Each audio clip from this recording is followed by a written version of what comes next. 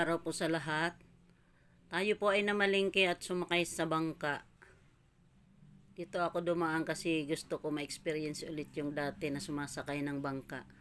Pwede naman kaming hindi sumakay ng bangka sa kabilang dadaan, pero gusto ko dito ako sumakay ng bangka. Yan, samahan nyo ako guys, sakay tayo ng bangka dito sa Ilog Pasig. Ito po yung tinatawag na Ilog Pasig. Patawid po sa amin yan. Galing tayo dito sa Acacia, patawid ng Kalawaan. Kalawaan po yung sa amin. Parehas po yun sakop ng Pasig. Yan, yung isa na yun, oh, tatawid din yun sa kabila. Yan, maaga pa, mga ang oras ay nasa alas 7 pa lang.